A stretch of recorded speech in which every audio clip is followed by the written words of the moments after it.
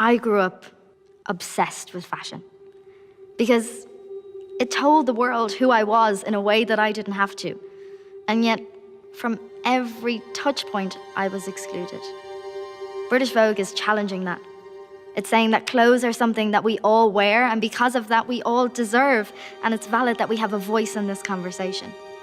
I grew up wanting to see myself in magazines, and in so many ways that hasn't happened.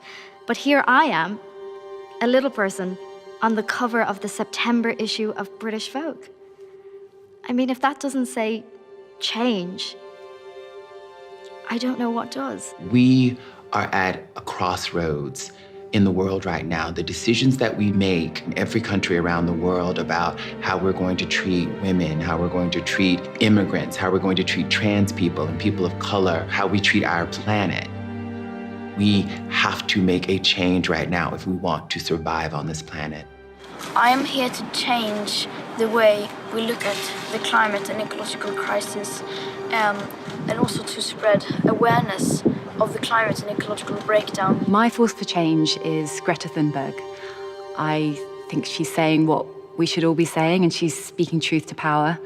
And I really have hope that the younger generation are a force for change. The biggest change that has affected my life probably be being born in South Sudan and moving to a refugee camp in Kenya.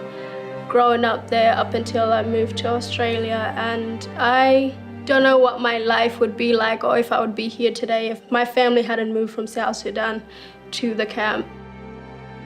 If I could make one change, I would love to restructure our educational systems, because I think, quite honestly, we have a very Eurocentric way of looking at the world. The way that we learn to engage with one another in school has everything to do with who we choose to relate to and who we care about, which has real consequences in the political world. My force for change is here on the shoot. It's Yara Shahidi. I think she's just an incredible force and an amazing role model for young people. She's the only candidate I will be endorsing if she ever runs for president. I think one change that's important for anybody to make is to vote. For me, I think Chimamanda is incredibly inspiring. I love the way that she talks about being a feminist as actually being more of an equalist or a humanist, which is how I support feminism. We're all equal, not necessarily women are any better. My force for change is my husband, who is actually also my coach. Before I got married to him, I didn't believe I could dream outside of a council estate. He grew up white, middle class. He allowed me to have bigger dreams. I can do whatever I want to do, and he's made me believe that. The biggest changes I've seen in terms of my career as a maternal health advocate, the rolling back of reproductive rights in my country, but also in a number of other countries around the world. Knowing that I have a daughter and a son who are going to come of age in a time where it's dangerous to become a mom. It's dangerous to be a woman. I'm here to change and create a space where women feel comfortable enough to talk about everything that's going on in their lives.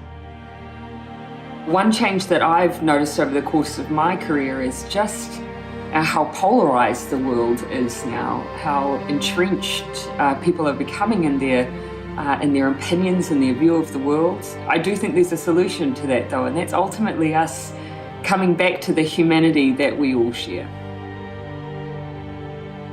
I think my force for change is me.